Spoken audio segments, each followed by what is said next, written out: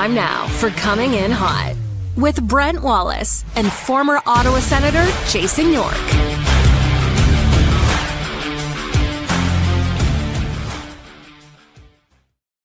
Hi, everybody. Welcome to Coming In Hot. Brent Wallace alongside Graham Nichols from the Hockey News.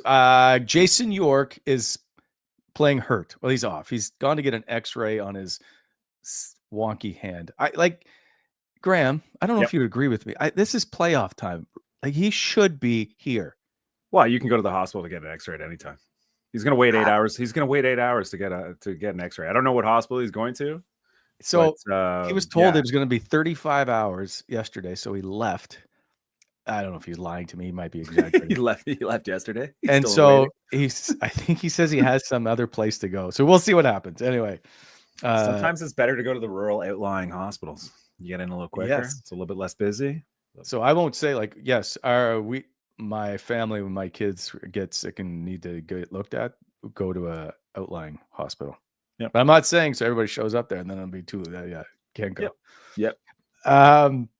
Nice to see you this afternoon. Linus Ullmark will join us shortly. He's I don't know what he's doing. We'll find out, but he's maybe just getting off the course. But he can't be. It's raining out. It's so miserable here. It is insane. This is not a great time to be trying to court any free agents or talk to anybody. Well, you can't do it anyway. It'd be tampering. I know you can't. Right? It'd be tampering. Yeah. Come on, that doesn't happen. July 1st, 12. Right. That's when they start. That's when they start negotiations. So when the buddies are all talking, be like, "Hey, what's the weather today?" It's 10 degrees and raining. Yeah. Anyway, so Linus is coming. We're excited because he hasn't been on since last summer. We'll get to chat about a lot of things, including maybe what's his favorite snack. You never know. We'll give away T-shirts because hey, why not? I like it. Speaking of which, what are you wearing today? It seems a very personal question. We're all friends here. I'm wearing my Linus to Victory T-shirt, of course. Oh, nice. Does he even know? Does he know that you even had it? Because you had those. I don't know. A couple of players have a T-shirt. I was hoping. I said you got to wear it around and see in the locker room. So I don't know if he knows. Yeah. Oh well, maybe he'll be upset. Get his reaction. No. He's a nice guy. I don't know. He's a nice guy. He is. Maybe I'm gonna offer him a T-shirt. Oh, so lots to talk about. With Linus. I can't wait. Like he's one of those guys that you can just throw like a small question to, and he will go on at length. So we've only I've only prepped 3 questions for the hour-long interview. So he's he's a fantastic quote. So it's gonna be interesting. See what kind of dirt we can get out of him for this is a big offseason for him. It's a big offseason for the Senators. The goaltending position's not in flux, but they have some decisions to make in regards to Anton Forsberg, who Linus is very close with, and then you have Lev Marilyn, who might be the cheaper, younger, potentially better alternative to Forsberg. So it'd be nice to get his thoughts on that, and see how his summer's going. So he's been, well, I don't know if he has been. The weather's been terrible. I'm told he's been golfing, so we'll ask him how his golf game is. We've obviously seen him at the PWHL games. One tonight, by the way, huge game tonight. As the final gets to game 2, Ottawa taking game 1. So that's exciting. I love a little playoff hockey in the city. Oh, it's good. It's good when the city's got a nice little buzz to it, and it's cool to see the hockey community just rally around this organization, the Charge. It's just I don't know. It's been organic growth since day one, and everybody's kind of taken to it, and it's something to watch, right? There's no other sports really going on. I know the Titans are playing baseball right now, but the Titans had over 7,000 for opening night. That's huge. This city supports sports. It's a huge sports city. It's just it's got to be the thing to do too. That's part of the buzz of the city, and opening day for the Titans is always a huge thing too. So I don't know. I can't wait for the draft though. I'm looking forward to the NHL draft. Looking forward to getting some Sens talk back and going, because there's so much. This is a huge off season for the team. I don't care. I know most of the roster's already decided, but I feel like this is just a massive. I do. I think it has to be, right? No. I just think. Do you think the roster is set? If Claude Giroux's a question mark, so there's one of your top 6. Then you've got your entire 4th line for Fabian Zetterlund's an RFA. Mm-hmm. So Adam Gaudet's a UFA. Nick Cousins is a UFA. Most of those guys are depth fodder, 4th line guys. I think if you look at the depth fodder is probably a little harsh, but you know, it is fourth line depth, right? So it's just like that. Those are like theoretically, those should be like the easiest guys to replace. But you're right. Like Giroux's status is up in the air. I know there's been an article written indicating the Senators are negotiating with Giroux. We'll see how that goes. Hopefully they find a way to bring him back. But you're right. They do have decisions. RFAs. You got Zetterlund. You got Clevin. Those guys are in need of new deals. And I don't think either of those players are threatened by like offer sheet potential. But but I do think offer sheets are coming around the league. Yeah, probably not by Ottawa.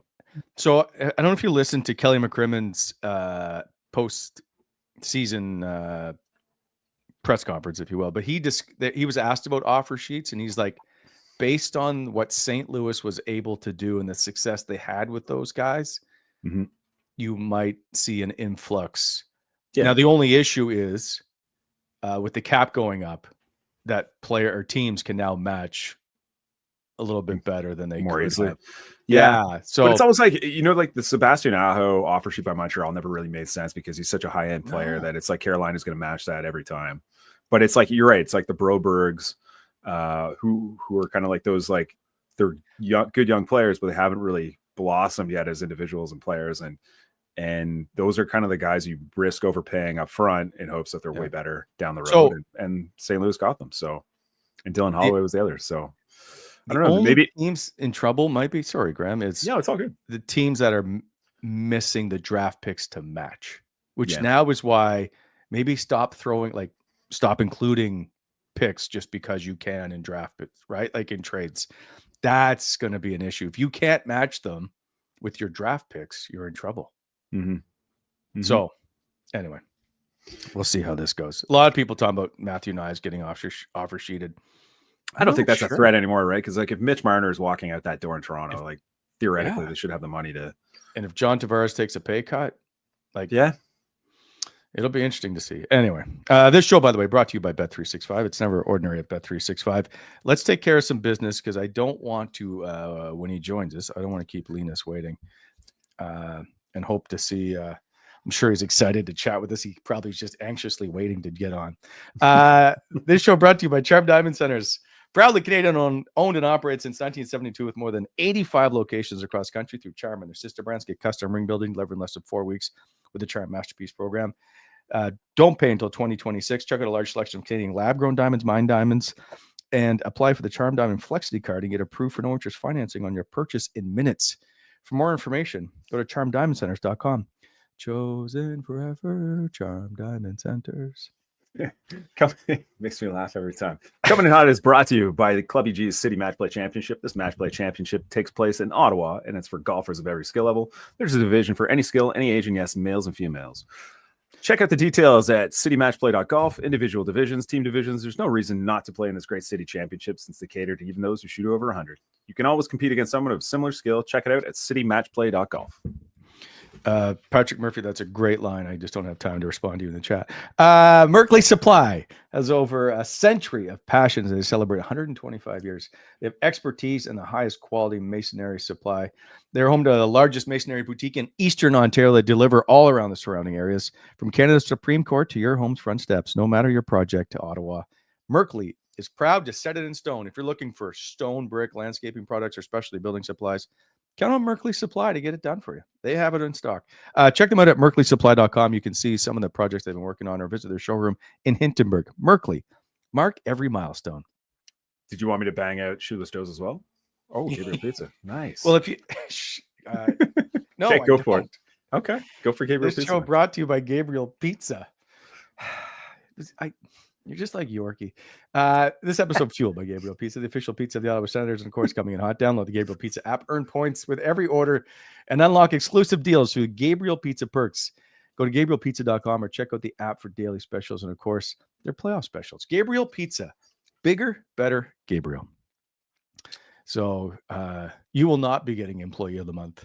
I didn't see anything in the chat. Usually, you show the links of what's getting read during the chat, and I'm just like, oh, we got time. Maybe. To kill, so. Wonder if you didn't see it because you logged in after. Anyway, yeah, that's probably checking that. Nobody cares what we think. Not me, last night, were you surprised in the Dallas game last night? So I'm like, Edmonton's up 3-1. Like, hey, they're looking pretty good. I thought maybe they would struggle a bit because they'd been off for so long.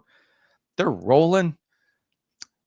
I may have switched the TV to something else and got a text like, "Are you watching this?" And I turned back and realized that the Dallas Stars won that game. Yeah, it's just the penalty kill, right? It's just 3 power play goals kicking off the third.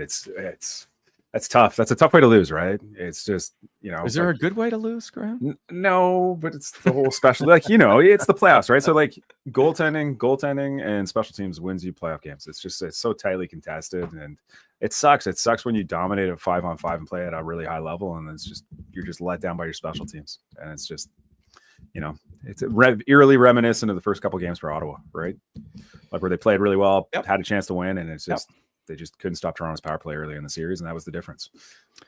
Carolina, Florida goes again tonight. Any surprises for you in game 1? No. Well, obviously you're hoping for a better showing, more competitive game, but like that was kind of not if you're Carolina, Florida. No, that's true. But like with Carolina, that's kind of been their MO for the last few seasons, right? Like it's just good team struggles to finish at in the postseason, and it's just that was exactly how it played out. So I'm not too surprised. And Florida's a wagon right now. They're just on a heater, and they're playing so well. It's just they're a handful for everybody. So I keep thinking this is going to be a long series, and I'm like, well, maybe not. I still think Carolina like responds tonight. I think it's a Carolina win tonight, but I'm like, man, yeah. But the one thing about Carolina is like very structured, very disciplined, and everything else. But like they're not physical. They're not going to grind you down and just break you down physically and make it like tough, right? Like they're just not that kind of team. They're quick, speedy, counterpunch, very structured, very disciplined. But it's like it's not necessarily the hardest thing to play against, right? So in a long series, it probably benefits Florida more than it does Carolina. Carolina frustrates me. They're a really good team. Mm-hmm. I think maybe it's love Jacobs from Maple Leafs. Yeah, they kind of remind me a bit of Ottawa from like years ago, like early 2000s, where everybody was saying, "This is the year. This is the year." And same kind of thing, right? Like just struggle to score. It's just like the finishing ability just kind of dissipates. It's like you need those greasy goals. You need to go to the high traffic areas more consistently because you're not going to get rewarded with your skill play all the time. And it's just that's when it's as tight as it is in the postseason, you need to be able to score greasy goals more frequently. And that, unfortunately for them, it just hasn't happened enough. And Freddie Anderson has to be a little bit better too. Like great, like he's had a good postseason, but they just need a little bit more from him in this series if they're going to win. I still don't. I'm not a Freddie Anderson fan. No. Is that like going back to like the Toronto days or like what? What has he shown you to get it done? He's just like, he's one of those like middle of the pack goalies who just good team in front of him. I don't want to say he's kind of reminiscent of like Patrick Lalime. He played like behind the really good teams and had great numbers. Patrick Lalime had amazing playoff numbers. People just want to remember one. He was very good against Philadelphia, but I crunched the numbers and like game deciding, game clinching games. He wasn't very good, but every other game he was fine. It's just like those, when it came to clinch games, his numbers went in the tank a little bit, but yeah, he had some really good years. He had some great series against Philadelphia though. And I think was he not? Yeah, Tampa. He played against Tampa, I believe. That's the John Tortorella 25% rule. If you remember, when he went nuts about why do our goalies have like a 75% save percentage in this series? Yeah. Was that John Graham? I can't remember who was in nets for. Feels like Tampa. John Graham. Yeah. John Graham. So I knew one of the guys that painted the masks, and John Graham always wanted he wanted two, if I'm not mistaken, two naked girls on the side of each mask. Like who doesn't? Like who doesn't? And they're like, no, John, that's normal. Totally normal. So I think if you check his mask, there are bikini girls on the sides, but I'd have to go back and look, and I'm pretty sure. Yeah. So like, no, we can't do that, John. It's so random. It's so weird. It's so just, yeah. He's a little, that's not normal sometimes. That's not normal. So Freddie Anderson has played 82 playoff games. He is 45, 33, and 11 with a 915 and a 238, which so that's all pretty good. Great. Yeah, like I still have zero faith in his game. Yeah, fair. He's one of those guys who you're not really worried about him stealing a game ever. No, right? I think that's a bit of an issue. Yeah. Right. Yeah, I was thinking like, I don't know. And they just re-signed him too, didn't they? They brought him back. They extended him. Like, but how do you not? Like, he's got anyway. I just got a text from Linus. He should be here soon. He's got some painter stuff going on at the house. He said he should be here in a second. So there's your update. Speaking of painting, you were just talking about mask painting. You got Linus. Linus has got some painting going on as well. All ties together. Yeah, close. Perfect segue. I want to know. You know, it'd be funny though if he meant painting that he's finishing up like a Bob Ross painting. He's doing just painting on his own. Yeah, a little Swedish landscape. That'd be good. Oh, that would be fantastic. I'll have to ask him. When you say painting, are you a painter? Anyway, we'll check in with him shortly. And I haven't gotten word from Yorkie. I don't know if Yorkie's going to make the show or not. Yeah, he was complaining about his hand last show, right? Did he hurt it golfing? Like, how did he just wind up with a broken hand that you just don't? I don't know if so he's not sure if it's broken. So listen, when you get to be his age, anything can happen. He's not going to. He's going to be like Nick Jensen. He's not going to disclose what the exact injury is. He won't give us a time. He won't give us a timeline on when he's going to be available. That's around the league now. Yeah, like the Leafs didn't do it. There's a lot of guys now that aren't disclosing what it. And hey, if you don't have to, why do it?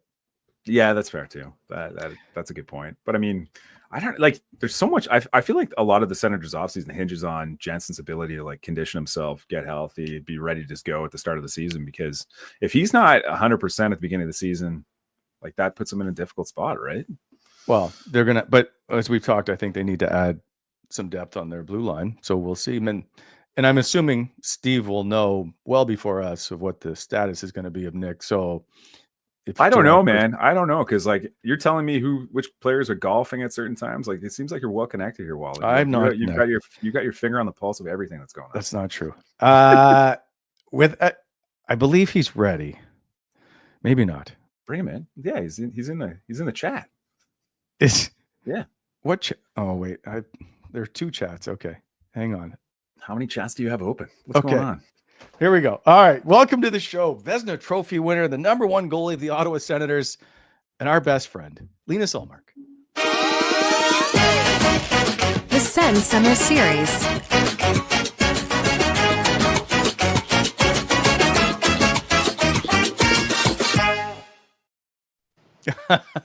Hi, Linus. I totally forgot about our opening. Yeah, thank you for bringing in that beach ball, showing that I can actually make a save. Oh, you had a great season. You're the first goalie for Ottawa to win 25 games since Craig Anderson, I think, in 2016-17. Oh, thank you. I felt it was pretty average, so I'm glad with it. Why do you think it was average?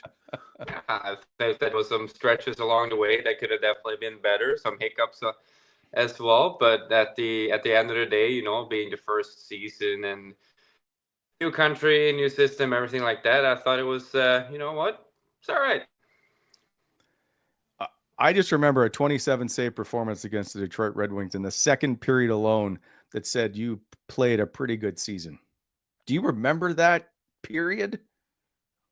Yeah, I was pretty gassed afterwards. But I remembered. No, it didn't feel like that many shots at the time because there was just so many times where they just the puck was just bouncing around and it hit your pad, and it wasn't like 27 separate shots in a way. There was clusters of them. So it didn't feel like, I feel like I was gassed afterwards, obviously, but at the same time, it could have been way worse than it actually was. In those moments, do you just get like dialed in? You're not really paying attention to the shot clock. The period ends. You look up at the clock. You're like, oh, wow. No, I never pay attention to the shot clock. I try not to even hear what they're saying after the periods. It doesn't really matter if I made 4 or 14 or 27 saves in one period. At the end of the day, all that matters is that did I save enough? Most saves by a goalie in any period this season. But my question to you is, both Graham and I want to know, as you said after the game, you didn't hear the chants from the fans. Can you tell us now that you did hear the chants? No, I did not. No, I one thing I think that you guys have figured out and have seen is that I'm pretty honest about everything that I say.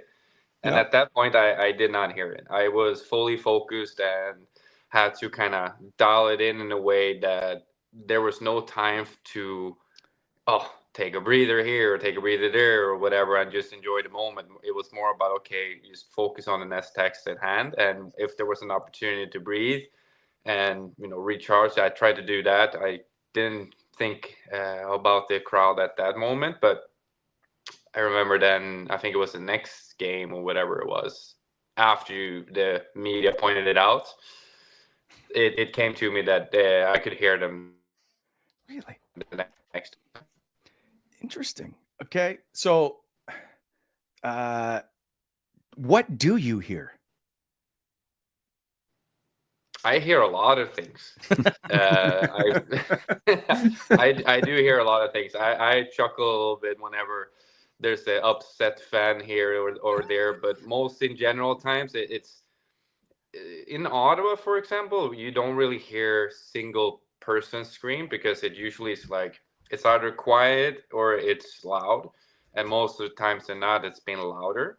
It's not like you're playing in a different arena or so, where most of the time it's kind of like say if game 56 and no one really cares about it as much as they do in the beginning or in the end, and you can hear someone. But I try not to pay too much attention to the crowd. I don't have the luxury to do that. Most of the time, there's something going on the other side of the rink, or they're actually in my side of the rink. Yeah. Well, that makes sense. So then, all right, what about playoff atmosphere? What did you hear from Ottawa then? I heard a lot of noise.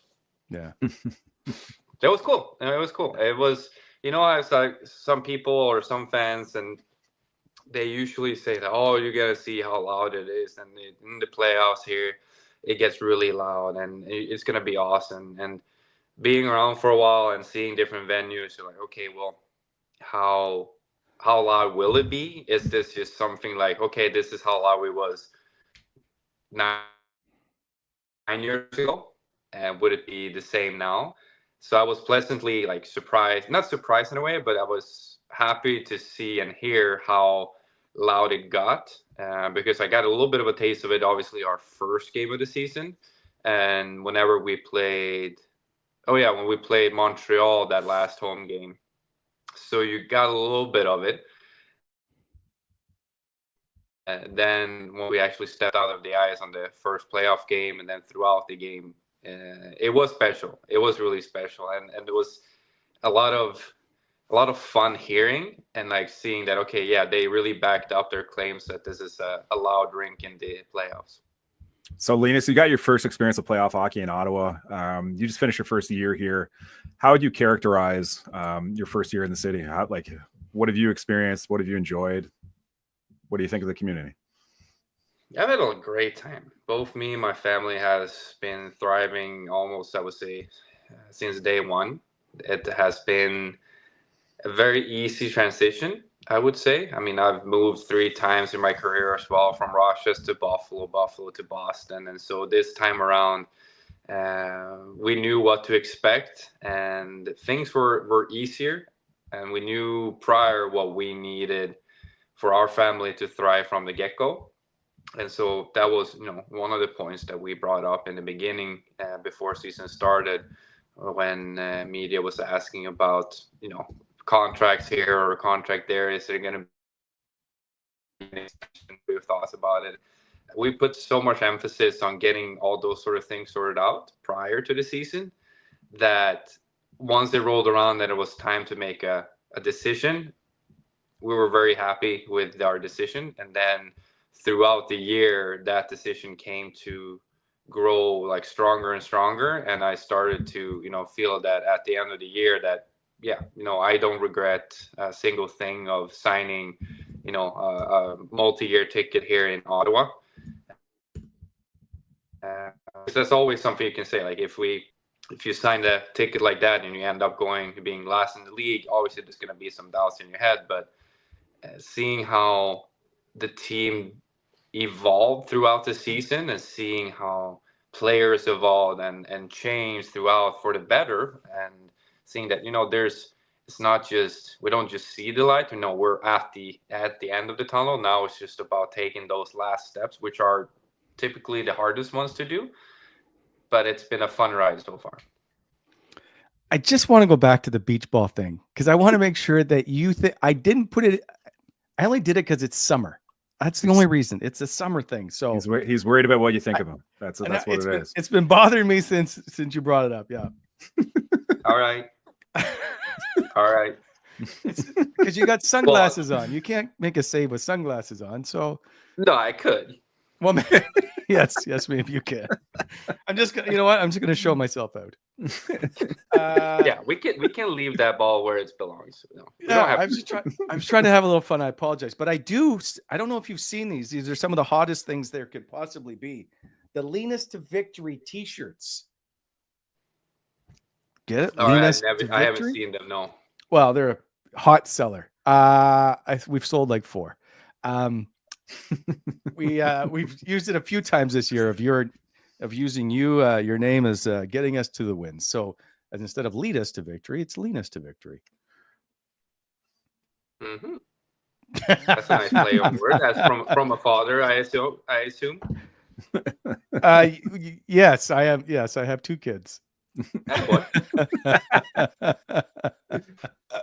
So Linus, what's getting back to Ottawa? Like, where are some places? Do you not? So are you pivoting?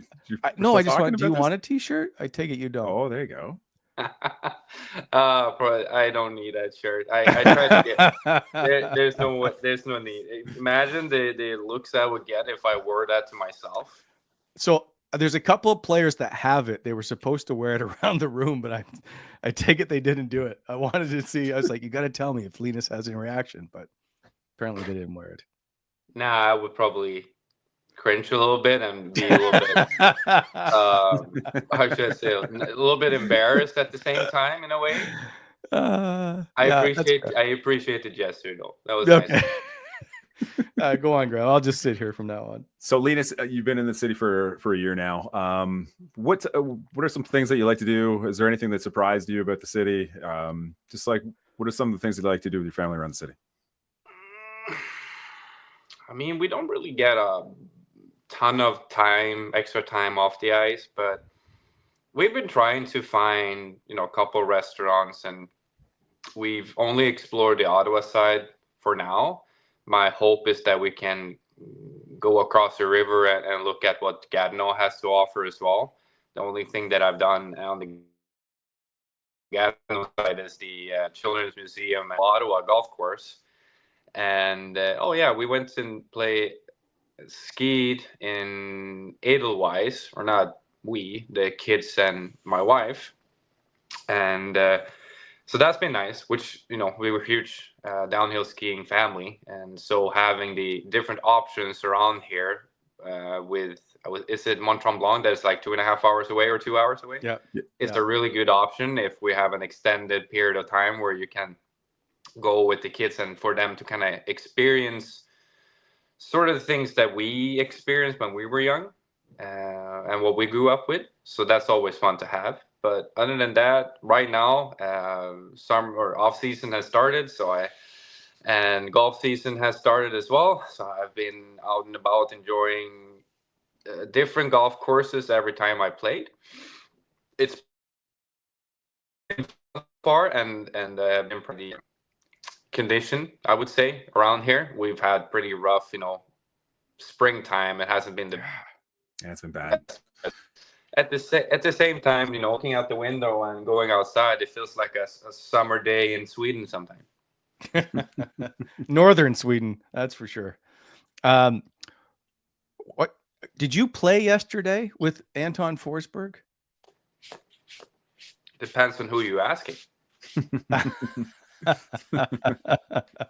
I was told that you and Anton were playing the hunt yesterday, or you were at least booked to. I want to hear your intel on that one. What did they say? That's it. That's it? Okay, good. No. You can leave it at that.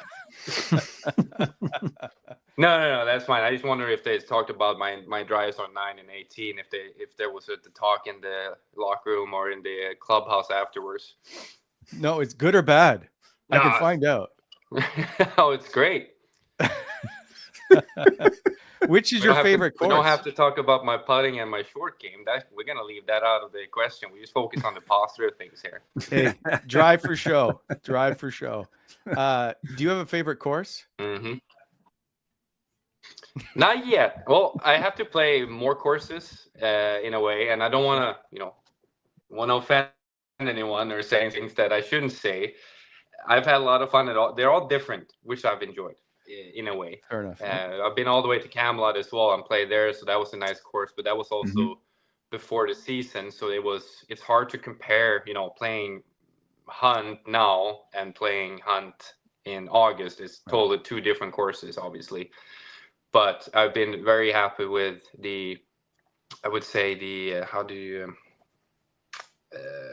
layout, how people have been accommodating, like the people have been very friendly, like everybody else in Ottawa. It's been, whenever I've had the conversation and called them and asked them for tea times and stuff like that, they've been very accommodating, very friendly, and I've enjoyed every single interaction I've had with all these people around Ottawa, and it's been all the way from the west to the east to the south, and so it's been fun. So Camelot's a nice track. Yeah. So why are you still here and not back in Sweden? Is that because your kids are in school? Yeah, I take my kids' school times very seriously, but at the same time, they're very young at the moment. They're only grade 1 and junior kindergarten, so there's no need to stick around for too long. Our plan is to leave in June. We got Midsummer coming up, and that's my son's favorite holiday of the year, favorite day of the year. So we take that very seriously, the Midsummer celebrations. So we said that we have to be home prior to that day, and so we can enjoy it to its fullest. What is the Midsummer celebration, Linus? It's a great question.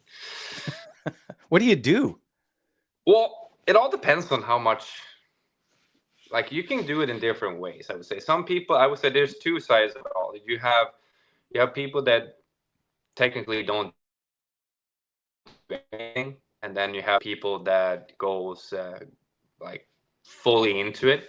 So Midsummer is we're celebrating summer solstice, basically the longest day of the year.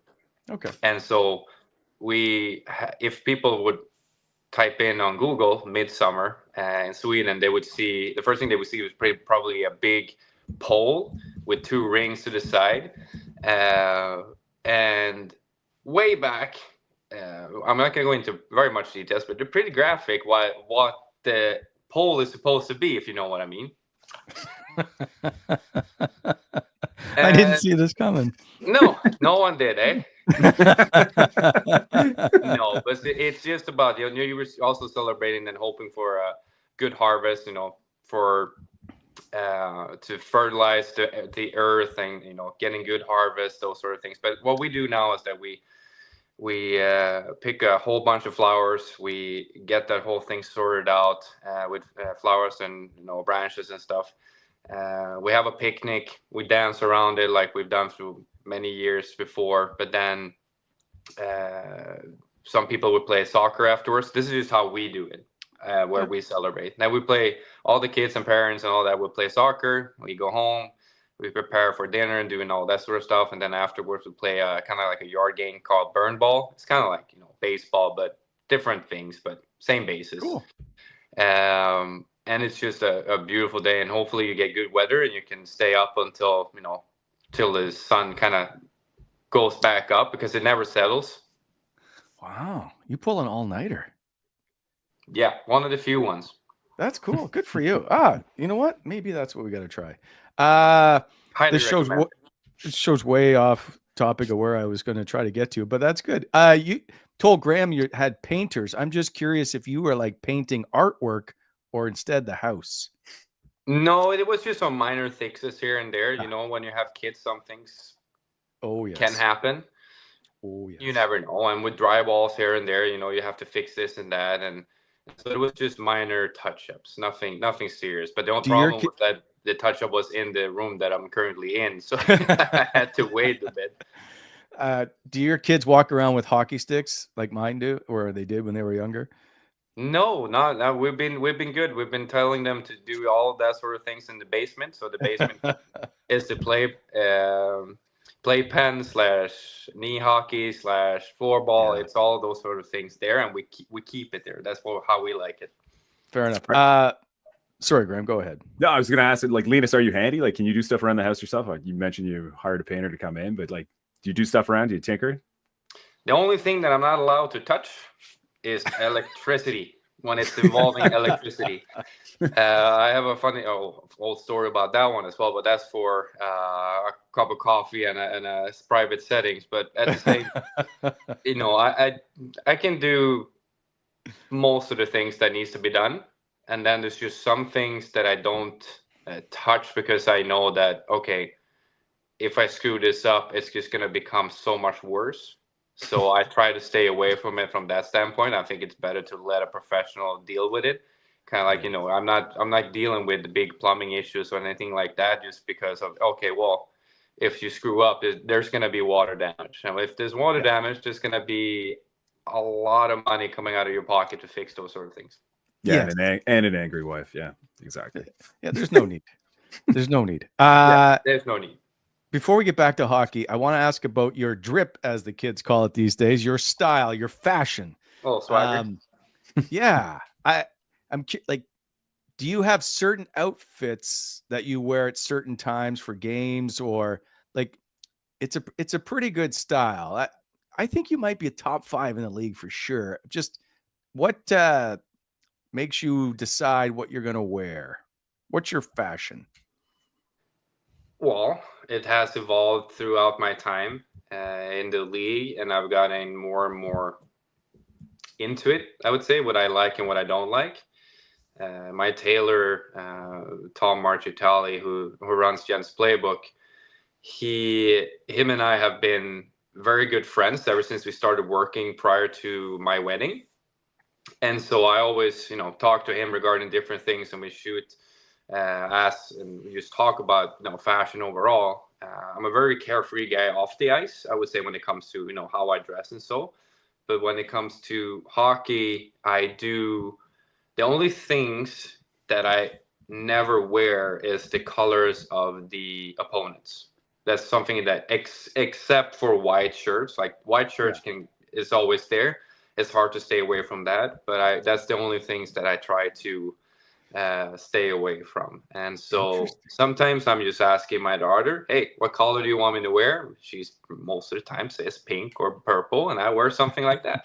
And then depending on what kind of a mood I am in, and if it's springtime, wintertime, is it raining, and so there's lots of different variables, but I never try to wear the same outfit twice in a year as well, and I have enough pieces to do that as well. That's like Alex Rodriguez. Like Alex Rodriguez was notorious for like wearing a suit once. He'd play baseball, go back to the hotel, just leave the suit on the bed, and he would never wear it again. Oh, I'm not that stupid. Like I'm not making that kind of money. Like these guys are making 40 mil a year and do that for 10 years. Like, yeah, you can go ahead, do that. But I have all the suits that I wear. I still will wear them for years to come. But it's just that throughout the season, I never try to look the same for 2 games.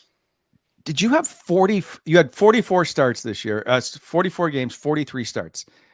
Did you have 43 suits? No, I don't have 43 suits. But then you can also change it with different pants, different shirts and ties. So it's all about creating a different look every time. So do you track? So you track what you wear? I have a pretty good memory. Okay, good. Right on. If you go on a hot streak, does it matter? No. Okay. No, I've had this conversation with alumni from Ottawa, and he said that we talk about superstitions, and he hated the whole thing about being superstitious. So he did the completely opposite thing. So like if he if he scored 3 goals, he taped the stick in a different way just to show that it's not because of the stick or something like that. And I felt like, you know what? I can get behind that. It's not about what I do if I tape my sticks a different way or if it's a routine, it's a routine. But if it's like a superstition, like, oh, I have to wear this suit for this game because we won. Well, I don't think like my performance in, like, say, for game 1 against Toronto was due to that I wore the kind of suit I wore that day. Yep. And it's not going to change the fact that if we would have won like the game when we had a shutout, I didn't wear the same suit for the next game. I'm not that superstitious. The only thing that I do is that I don't wear the same suit if we lose in the playoffs. That's just, facts. I just, that put it in the closet. Let it stay there. Yeah. Think about what you've done. That's fair. You were at the PWHL game the other night, you and your wife. You looked fashionable as well. Also, you looked like you could have also bowled a perfect game. And then you met some fans. Of course, you're like the mayor. You met this other guy. Oh, wait, that is the mayor of Ottawa. You get to meet all the cool people. Yeah, I don't know if you try to show a picture or something like that on the screen, but I can't see it. Oh, you can't see it?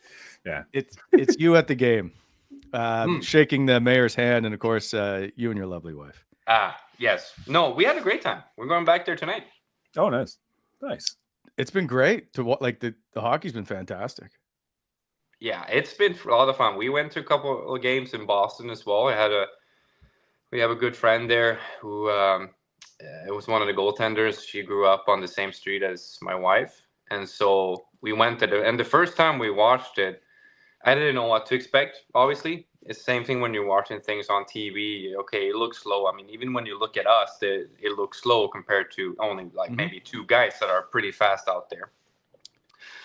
And then we went and we were pleasantly surprised in the way that they played, the physicality, and the overall entertainment.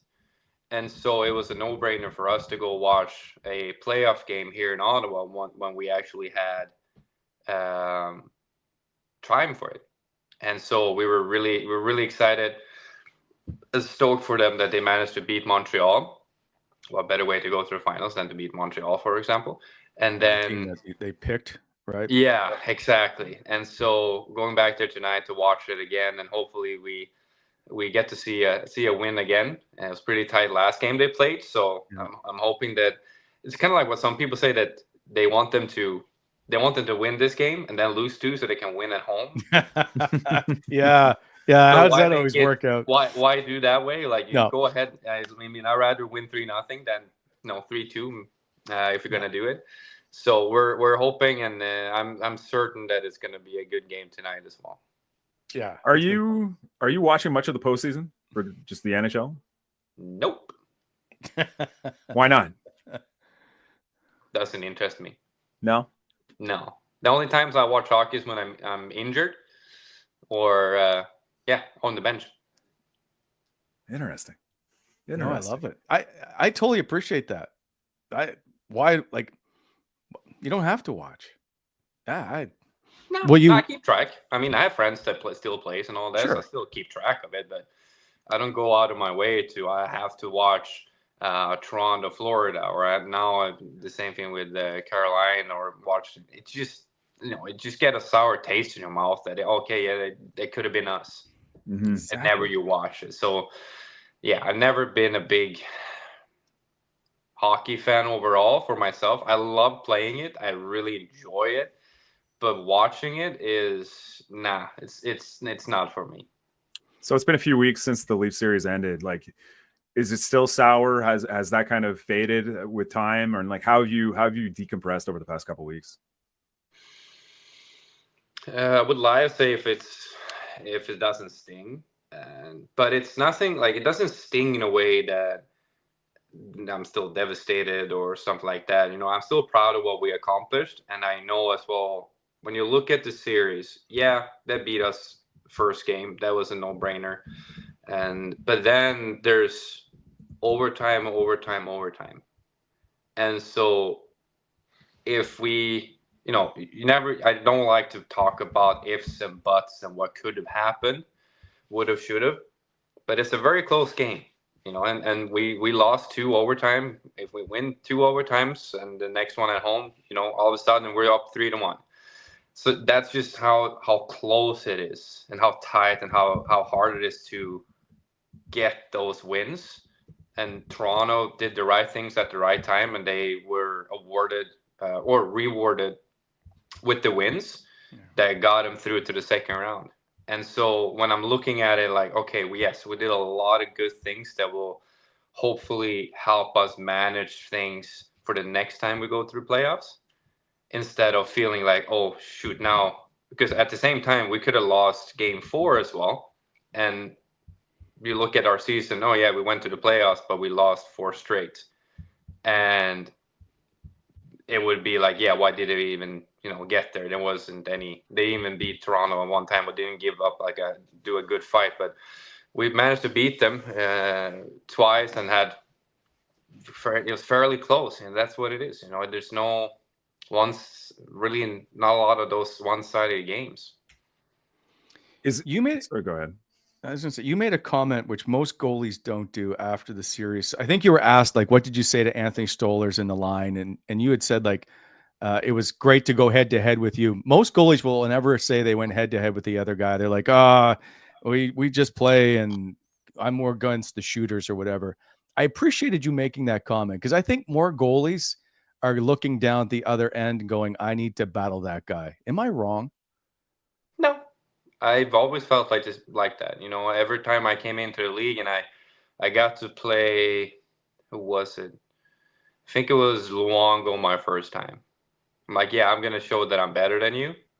And then you play Bobrovsky the next one. And then you go up against Carey Price. And all you want to do is to beat them and win the game and be better than them and kind of gain that sort of thing. And it's the same thing now, even though that I'm in a different time of my career, when I have most of the times there's going to be younger guys that's coming up that I play against. I still have the same mindset as when I play Montembeault, Swayman, Fleury, or Markstrom in Jersey. All I want to do is I want to beat those guys, because, I might not always win the games, but I can gain confidence of knowing that I beat him and I showed that I'm, a better goalie than him tonight. Instead, because it's not always going to happen, but it gives you a little bit more motivation, so to speak, of winning the game within the game. I love it. I appreciate that, because I think more goalies actually think that than they admit to. So that's a big one for me. The other thing is, you talked about when you started, but you didn't think you were that great this season. Do you not think overall as a team, a hugely successful year? But see, but you guys all play to win the Stanley Cup, so I can appreciate that. Yeah. I just answered my own question, probably. Yeah. Well, it's, you have to see it in different aspects, obviously. We all play for the ultimate goal, but it can only be one winner, and then there's 31 losers. Yeah. So is 31 teams, did they all do a bad season? Probably not. But at the end of the day, results is, we all play for the results, and the result is if you win enough games, you will go on to win the Stanley Cup, and that's what we all play for. But once your season is done, you have to take a step back, look at it with different eyes or other eyes, and kind of look at, okay, where were we when we started the season, middle, and at the end. And that's what I'm talking about, that I'm proud, I'm happy about the things that we accomplished throughout the season, because we started off kind of okay, had our dip in November, played really well right before Christmas. Then we started to fluctuate a little bit during in the beginning when I was injured during Christmas and New Year's and that sort of thing. It wasn't okay, you can see that we're still trying to finding our identity in a way. It was glimpses here and there, but then all of a sudden something just happened. you know, and I was from the outside at that point, so I don't know exactly what was being said or so, because we also had the World Juniors, so the guys were gone for a long time. And the team that we were after that period, from like leading up to Four Nations, and then, you know, after Four Nations, I felt like we were two different teams at the start and finish. And that's I've been talking about how we evolved and what we've done as a team. Yeah. And yeah, there's always going to be aspects of the game that you want to do better. You know, yeah, we won most of our games when we scored the first goal, but at the end of the day, you have to win games as well when you don't score the first goal, and come from behind and get those victories as well. Yeah. And it's not easy. You know, it's not easy. Obviously, it's a little bit easier playing with a lead and not, but at the same time, you got to be able to perform at those times and don't try to do other things from what you usually do. And, you know, when I looked at it from my perspective, at least coming into the team, that, okay, we were doing sort of like unnecessary things, maybe too risky plays.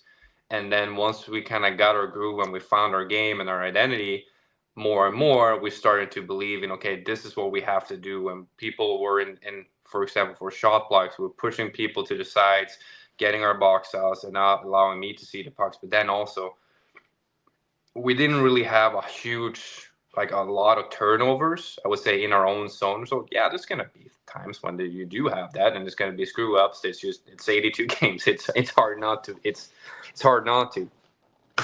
Yep. So at the end of the day, you can look at, okay, what kind of a team we were in the beginning of the season and how we finished. And I would say that's a very positive. I'm very positive to the outcome of where we got to as a team. So one of the things, sorry, Wally, one of the things like I noticed at the end of the season, you and DP were very vocal about how this is only going to get harder. Like you're not going to catch any teams by surprise next season. You know, like progress isn't always linear. How hard, or like, what do you have to do this offseason to ensure that like this team continues to make positive steps forward? I mean, it's the same thing every year. You have to do everything over and over and over, and it's not just the funny things. You just got to do the boring things and get a little bit stronger, get a little bit faster, and working as a team and mesh and get behind a system where everybody is functioning as a unit. So when there is a breakdown in our zone or in the offensive zone, like we know what to do to get that back. And we don't allow the other teams, for example, to, if they get one goal, to get the second one right after. And so it's small details all around. And like I said, it might be one of the things that we might have to work on is to come back from being down 1-0 or 2-0. But at the same time, you know, I don't have all the answers. I don't have any answer at the moment. If I did, I would probably have told, you know, our coaching staff and everybody else, and we wouldn't be sitting here talking. And so it's a big question, but I also do believe that the way that things progress this year, we will be able to kind of find the solutions to different problems easier next year than previous years. Can you give me a quick thought on what you saw from Lev Marilyn, who stepped in? And I mean, he was outstanding for a brief time here while he was up with the club. Mm-hmm. Yeah, Lev is a great kid. You know, a typical Scandinavian / Finnish goaltender and kid. So one of the things that I'm not going to toot my own horn or anything, but one of the things that I told him before or after when he was up with us was that I've been in the same situation as him, where you're playing really well. You feel like you probably deserve to be one of two, but you're not. And you're going to get sent down to the minors. And I said that you just go down there and show them that you can dominate at that level as well. I don't know how much he, you know, listen to me at that point or so, but looking at the season that he finished with off, that he, he didn't just become like a average goaltender just because he went down there, because that has happened a lot of times when you see young guys coming up to the league and they play 10, 15 games and they're playing really well, but then the regular guys come back, they get sent down, and all of a sudden they're a sub 900 goalie in the minors. I'm like, okay, one of the things that I had to learn and achieve, so to speak, in my career was those sort of things that you just don't.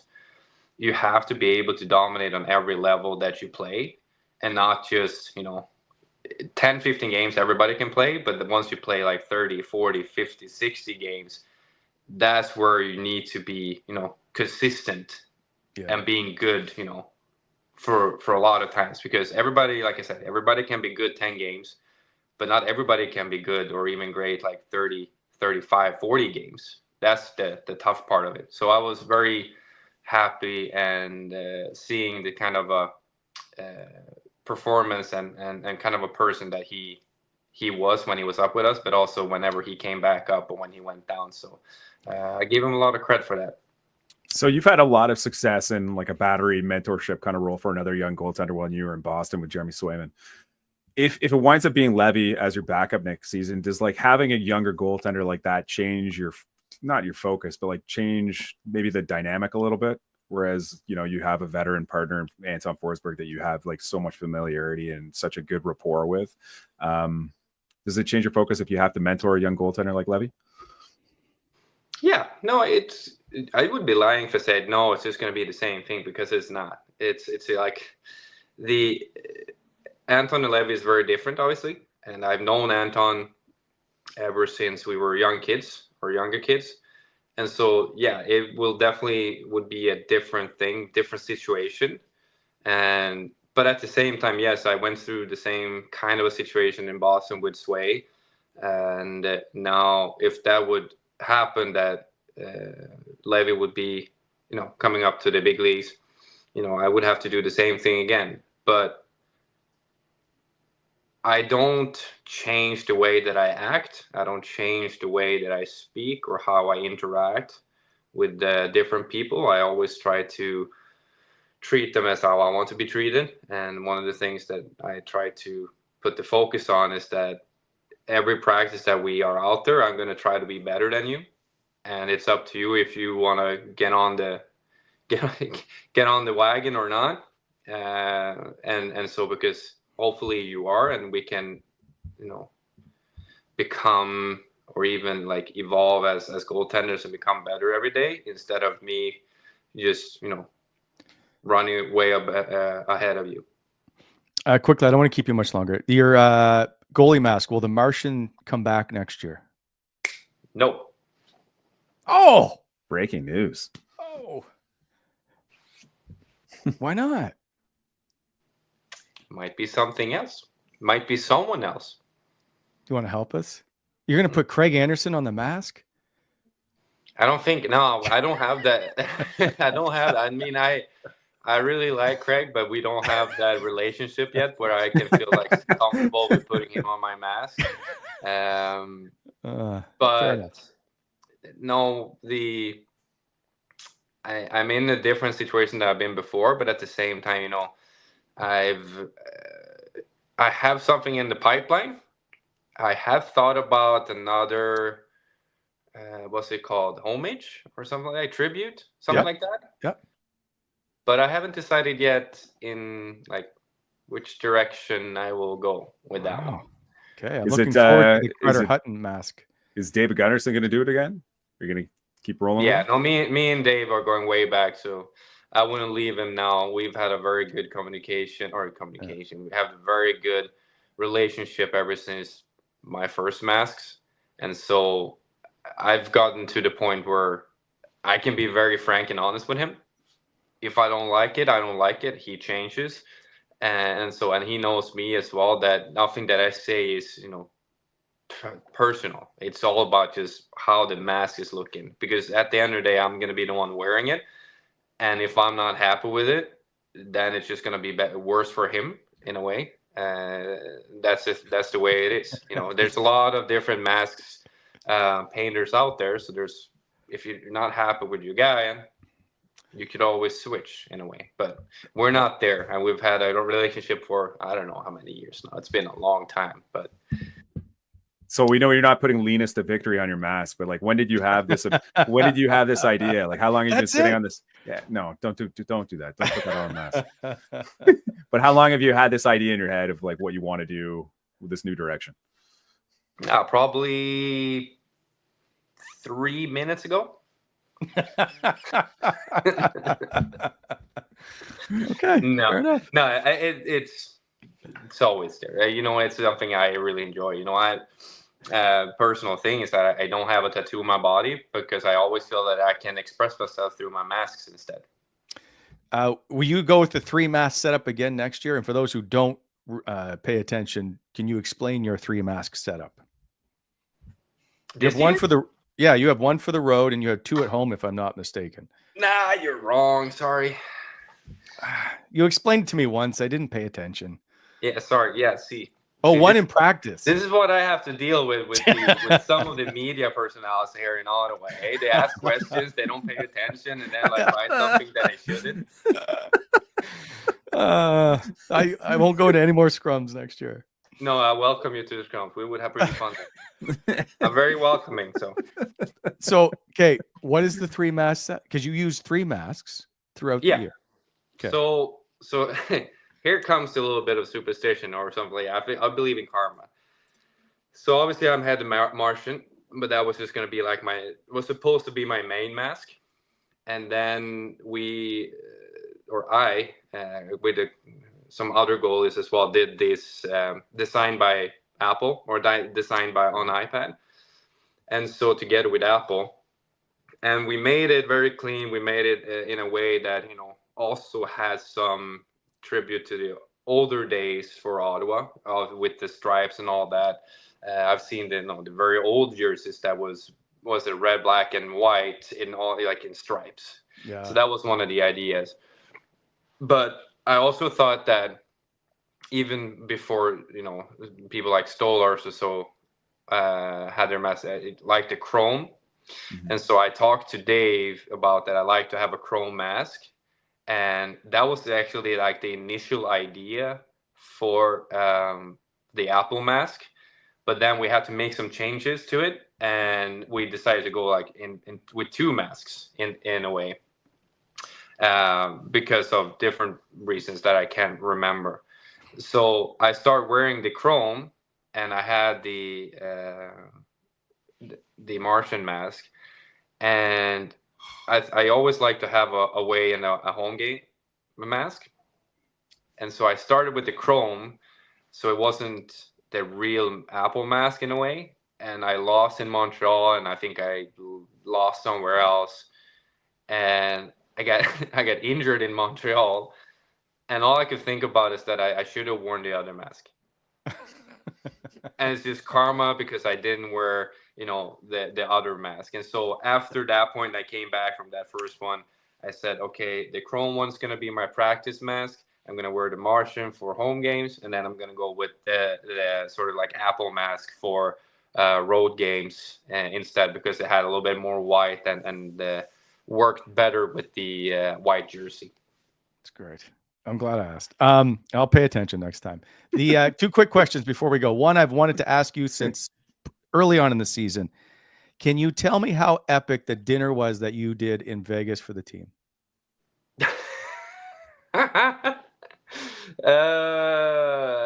Yeah. I heard it was like the players were like, it was amazing. Yeah, no, I'm happy with that. It's yeah, nothing serious about it at all. You know, there was people and when you say we had a team dinner in Vegas, everybody thinks it's going to be a certain type of dinner, but it was not. We just went to one, I think it's my favorite restaurant there in Vegas called Delilah. And I had a very good friend of mine that has been there and had events before. So she highly recommended it to me. Thank you, Gina. And we had a good conversation with them, and they were really accommodating. Like, they did a tremendous job of making it as easy as possible for me. And then it lined up perfectly with our schedule. And so I just think that overall it was just, like I said, it's my favorite restaurant due to what kind of a food they serve. Of a lot of fun as well, but most of all it was a I should say like one of the best dinners I've had, and I'm very happy that it wasn't just me that felt it. Obviously, that I was the one that paid for it, but that other guys came up and said that they really enjoyed it and thought it was a great dinner. So it's always, you try to make it as good as possible, and it's nice that you were successful with it. They said it was amazing, like epic, that you walked in and there were people waiting to serve you, and like it wasn't crazy. It was just an amazing dinner. Finally, what was a better save this year, yours against Boston or Matthew Highmore in Philadelphia? Oh, I think I would show you pictures, but you can't see them. Yeah, exactly. Like sometimes you have to look at like the how important the save was. I think for my save against Boston, that was more like a personal save than it was for like a team save. Yeah. Because I felt awful. For some reason, nothing really clicked that game. And after that save, it was almost like I rebooted the whole system and I got my head into it, and all of a sudden it felt way better. And now I could see the puck, track the puck, I moved well, and so for me, that save is in my opinion important for me. But when you look at the Philly game, if Heisey doesn't make that save, you don't know the outcome of that game. That could have been like a nail in the coffin or something like that for us that game, because they were coming from behind and doing a lot of good things, obviously, and putting the pressure. So him making that save and then us going the other direction a little bit later to score, I think, if my memory does serve me right, it just completely changed the game. And it was one of those things we really needed that save at that time in that time of the season as well, because we were on a little bit of a roll. We were winning lots of important hockey games, gaining confidence, and then managed to win a lot of those really important games, kind of like against Detroit and Columbus and Florida and Tampa, where we could have easily, if we didn't play our best, we could have easily ended up being, 500 or sub 500. And now we ended up being over 500 and making the playoffs. Did you know he saved, did you see it? Did you have any idea what happened? No, I know exactly what happened. He had a turnover in the offensive zone on like a 3-on-1 or a 4-on-1, something like that. And then he back-checked the living bum out of it, and they make a really good play from Force's blocker side to catch glove side low, and one tees it, and then he just comes and slam his stick down, and for some reason he managed to get enough wood on it to just perfectly time it to knock the puck down. It's wild to me. Yeah, it was amazing. Anyway, we've kept you long enough. I apologize, but we could talk to you all day long. So I appreciate you hanging out with us for this. Well, you did say we were best buddies, so. Finally, you agree with me. I appreciate that. I didn't agree. I just said that. I'll get you, if you want, I can get you a mug. I know a guy. They're a very hot item. Yeah, no, I'm just rocking my my other mug here, pure white, that keeps the temperature of my coffee stable on 57 degrees Celsius, so I'm good. This one's made of lead, so probably not. Okay, fair enough. Yeah, I've seen that mug in the rink as well. It's stuffed in pretty far into the cabinet as well, so. I appreciate that. Linus, thanks for stopping by. Thank you, and I hope you have a great summer. We'll talk to you soon. Yeah, thanks guys. Don't be a stranger, huh? Fair enough. Hey, we'll go golfing together. Perfect. Oh, there you go. That wasn't a no. That wasn't a no. It wasn't a no. I'll take it. See you, pal. I appreciate it. Take care, bye. There goes Linus Ullmark. He's unreal. He's just fun. Yeah. Yeah. Unreal. See, I appreciate when they push back a little bit. Well, at least he said your mug was in the cabinet with the other mugs. Like sometimes people put a toilet brush in it, put it in the washroom. Like you never know where those things land up. I think he's lying. I think it was at the front of the cabinet. Otherwise, how would you have seen it? I don't know. Maybe there's not too many mugs. Who knows? Who knows? Okay, we're moving on. Thanks to Linus Ullmark. Okay, here we go. I'll give away, since he doesn't want one, 2 Linus Ullmark t-shirts. One's in black, one's in gray. You just tell me how many home wins did Linus Ullmark have this season? At cihsens@gmail.com. cihsens@gmail.com. How many home wins did Linus Ullmark have this season? All right, let's move on. We got to get some stuff done. Jake, if you're ready, this show brought to you by BEI. Spring is, I was going to say it's around the corner, but it is cold and miserable outside. Give them a shout if you need some landscape, stone, aggregate, topsoil sales, even if you need your driveway redone. Bonisher Excavating here to help with competitive pricing on your landscape needs. Give them a call, 613-432-1120, or go to bonisherexcavating.com. BEI, helping to shape the Ottawa Valley. Now, Graham, you can do your shoeless Joes. I was waiting for you to say our good friends at BEI. I thought you were going to like tip of the hat to Yorkie there, but please slow down in construction zones. Get ready, Canada. The playoff season is here, and Shoeless Joe's Sports Grill in Kempville and Orleans are coming in hot. They're serving up fresh, made-to-order dishes every day, and for a limited time, you can dive into our True North playoff menu, packed with bold flavors and fan favorites. But wait, the best part? Head to Shoeless Joe's, and you can win a trip to the finals. Whether it's a night out, a family dinner, or a game day with friends, Shoeless Joe's Sports Grill is your home for great food, big moments, and unbeatable vibes. Shoeless Joe's Sports Grill, proudly Canadian, always legendary. And of course, you want to get on the action for Stanley Cup Playoffs at Bet365. They got you. From game props to player props, totals in the money line. You can even bet on futures like series winners, conference champions, and Stanley Cup champions, and much, much more. Whatever your bet is, it's never ordinary at Bet365. Download the app, get in on the game. An official partner of the Stanley Cup Playoffs. Must be 19 or older. Please play responsibly. Ontario only. If you or someone you know has a gambling problem, visit connectsontario.ca. Here tonight, going into the Florida Panther game, are the odds on this one. Graham, just quickly, who are you taking? Florida. Florida, eh? Well, I mean, like they played, like I could see Carolina having a bounce back. It's almost like that Game 6 Toronto, right? Like I could totally see it going that way. But I don't know. It's hard to bet against Florida right now. And I feel like the Lions favoring Carolina just because they need people to bet on Carolina. I don't know. Carolina was great at home. I know Florida's great on the road. Anyway, Florida's my series winner. I just think it's a Carolina game tonight. And the PWHL game is tonight, which Ottawa, again, the favorite in this one. And I wouldn't bet against them the way they're playing. Strong defensively, right? Like just locking things down. They don't score a lot of goals in these games. So the over-under is at 4.5. Mm-hmm. Yeah, they're getting great goals. Yeah, I'd take the under. I agree with you. I'd take the under. Yeah. It's an Ottawa victory. It's like another 2-1 game, overtime. Something like that. It's just, but I love the overtime. It's fun. It's a great atmosphere. It's fun to watch. And hey, Ottawa selling out every game. It's great. And you might see Linus there, right? You will. Well, yeah, you will see Linus.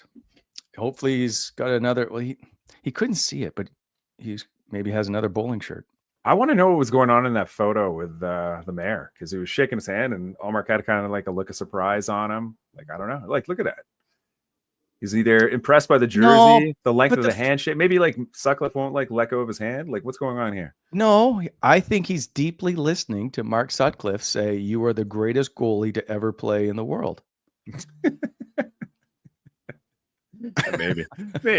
I don't know. He's like, hey, bad. Yeah, it's too bad. It's too bad he didn't get a chance to see those photos. Can you hang out with me and run for city council? I don't know. Maybe you never know. Anyway. There was something else I was supposed to get to, but I can't for the life of me remember what it was. So with that, we will be back on Monday. I believe the Sens summer series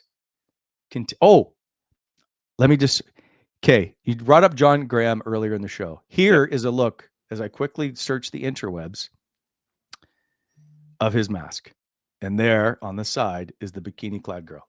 Why would you want that on I don't understand. Different time though. Different Jeff Vinnick. Do you see the credit in the game? Different different. I don't. That's a Carolina one, but it was anyway. So there you go. So there is John Graham. Anyway. Weird. We're back Monday. The Sens Summer Series may continue, Graham. I hope so. It sounds like it will. It sounds promising. Promising. Cross our fingers.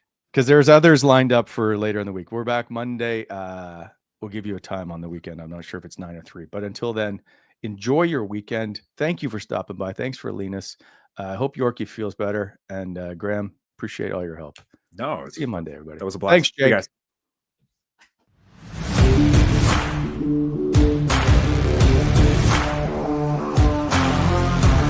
Thanks for tuning in to Coming In Hot.